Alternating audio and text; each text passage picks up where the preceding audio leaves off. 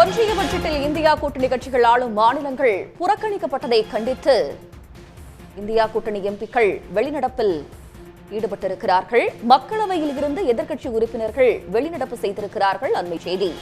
ஒன்றிய பட்ஜெட்டில் இந்தியா கூட்டணி கட்சிகள் ஆளும் மாநிலங்கள் புறக்கணிக்கப்பட்டதை கண்டித்து இந்தியா கூட்டணி எம்பிக்கள் வெளிநடப்பு செய்திருக்கிறார்கள். நாடாளுமன்ற மழைக்கால கூட்டத்தொடரின் 2ஆம் நாளான நேற்று ஒன்றிய நிதியமைச்சர் நிர்மலா சீதாராமன் 2024-25 ஆண்டுக்கான பட்ஜெட்டை நேற்று தாக்கல் செய்திருந்தார். இந்த பட்ஜெட்டில் பல மாநிலங்கள் புறக்கணிக்கப்பட்டதை அடுத்து பல்வேறு விமர்சனங்கள் எழுந்திருக்கின்றன. குறிப்பாக இன்று நாடாளுமன்ற வளாகத்தில் இந்தியா கூட்டணி எம்பிக்கள் தொடர் முழக்கங்களை எழுப்பி வருகின்றனர். பல மாநிலங்கள் புறக்கணிக்கப்பட்டதற்கு எதிராக அவர்கள் கண்டன முழக்கங்களை எழுப்பி வருவதும் குறிப்பிடத்தக்கது. அதேபோல தமிழ்நாட்டிற்கு என எந்த அறிவிப்பும் விடுக்கப்படவில்லை என்று நேற்று தமிழ்நாடு முதலமைச்சர் மு க ஸ்டாலின் அவர்கள் தன்னுடைய கண்டனத்தை பதிவு செய்திருந்தார்.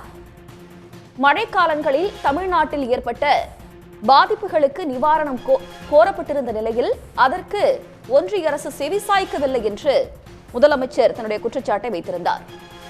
இது பற்றிய கூடுதல் தகவல்களை தருவதற்காக சிறப்பு செய்தியாளர் ராமகிருஷ்ணன் இணைகிறார். ராமகிருஷ்ணன், விவரங்கள். அதாவது நேற்றைய தினம் நாடாளுமன்றத்தில் தாக்கல் செய்யப்பட்ட பட்ஜெட்டில் பாரதிய ஜனதா கட்சி ஆளாத மாநிலங்கள் புறக்கணிக்கப்பட்டிருப்பதற்கு எதிராக இன்று காங்கிரஸ் கட்சி தலைமையிலான இந்திய கூட்டணி எம்பிக்கள் நாடாளுமன்ற வளாகத்தில் சுமார் 10:30 மணிக்கு போராட்டத்தில் ஈடுபட்டார்கள். இந்த போராட்டம் என்பது காங்கிரஸ் கட்சியினுடைய தலைவர் மல்லிகார்ஜுன கார்கே தலைமையில் நடைபெற்றது. இந்த போராட்டத்தில் காங்கிரஸ் கட்சியினுடைய முன்னாள் தலைவர் ராகுல் காந்தி, சோனியா காந்தி, சமாஜ்வாதி கட்சியினுடைய தலைவர், அதே போன்று பல்வேறு எதிர்கட்சியினுடைய தலைவர்கள் மற்றும் இல்லாமல் எம்பிக்களும் இந்த போராட்டத்தில் கலந்து கொண்டார்கள். சுமார் 200க்கும் மேற்பட்ட எம்பிக்கள் கலந்து கொண்டு இந்த போராட்டம் என்பது நடத்தப்பட்டது.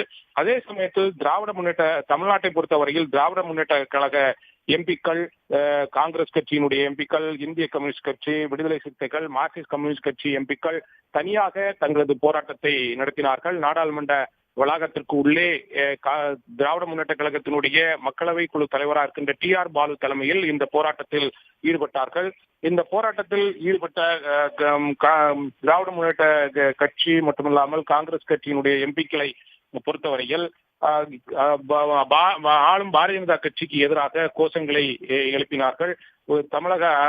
தமிழ்நாடு புறக்கணிக்கப்பட்டிருக்கிறது, தமிழும் இல்லை, திருக்குறளும் இல்லை என்று வாசகங்கள் எழும்பிய அட்டைகளை கையில் ஏந்தி போராட்டத்தில் ஈடுபட்டதை பார்க்க முடிந்தது. இந்த போராட்டம் முடிந்ததுக்கு பிறகு நாடாளுமன்றத்திற்குள் காங்கிரஸ் கட்சி மட்டுமல்லாமல் திராவிட முன்னேற்ற கழகம் உள்ளிட்ட அனைத்து எம்பிக்களும் நாடாளுமன்றத்திற்கு சென்றார்கள். 11 மணிக்கு மக்களவை துவங்கியதும் தொடர்ந்து கேள்வி நேரம் நடத்த போவதாக நாடாளுமன்ற மக்களவை சபாநாயகர் ஓம் பிர்லா அறிவித்தார். கேள்வி நேரம் என்பது துவங்கியது.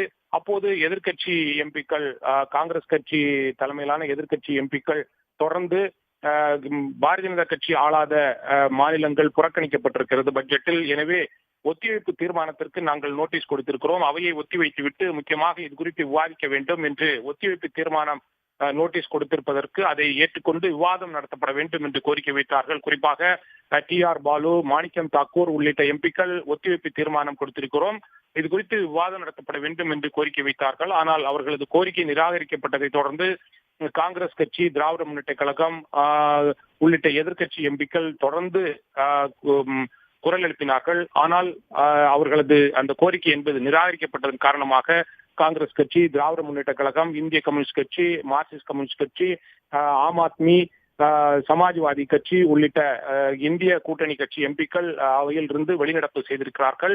அதே சமயத்தில் கேள்வி நேரம் என்பது தொடர்ந்து நடைபெற்றுக் கொண்டிருக்கிறது. உங்களுடைய விவரங்களுக்கு நன்றி ராமகிருஷ்ணன்.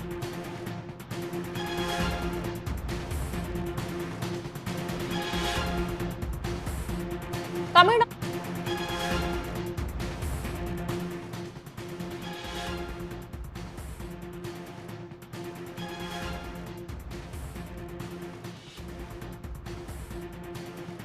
உடனுக்குடன் செய்திகளை தெரிந்து கொள்ள சன் நியூஸ் பெல் ஐகானை கிளிக் பண்ணுங்க.